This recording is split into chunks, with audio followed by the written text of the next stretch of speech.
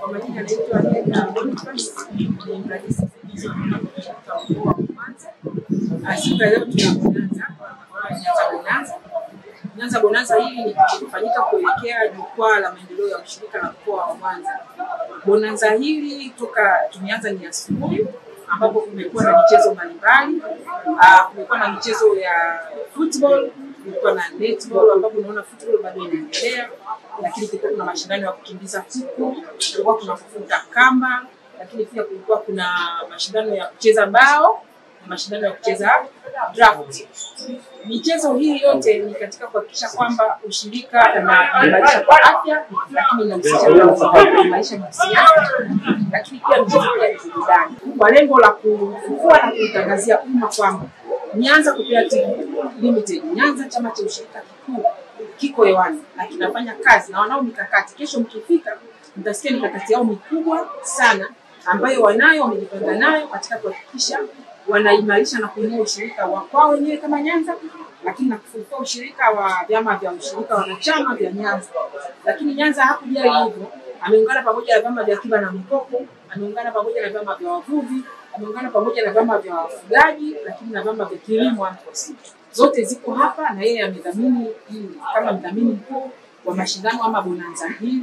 Na mimi kama mrajisi msaidizi mkoa wa Mwanza nataka kueleza kwamba niko hapa kwa ajili ya kuhakikisha kwamba vyama vya ushirika mkoa wa Mwanza vinaimarika, lakini vyama vya ushirika mkoa wa Mwanza vinatangaza mazuri yake vinavyofanya. Ushirika ni wapongeze kwa kuona kwamba michezo ni jukwaa muhimu sana la kuunganisha wanaushirika. Kwa hiyo na nyie hamko nyuma katika kutumia michezo katika kuimarisha na kujenga ushirika. Michezo ina watu wengi, michezo inapendwa na watu wengi, mpira wa miguu, mpira wa pete, riadha na mambo ya namna hiyo. Kwa hiyo endeleeni kutumia platforms mbalimbali katika kuimarisha na kutangaza ushirika. Ushirika ili uwe imara ni lazima uwafikie kila mwananchi, umfikie pale alipo.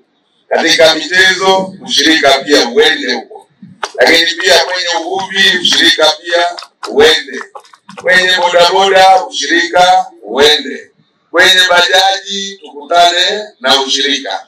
Kwa hiyo pia na wapongezeni kwa kuleta wazo la kuwa na jukwaa la maendeleo ya ushirika, ili wanaushirika wapate fursa ya kujua nini kinachofanywa na vyama vyetu vya ushirika, lakini kuweza kujua serikali pia ina kauli gani, kuna sera gani mpya za ushirika, sera za maendeleo, sera za uchumi.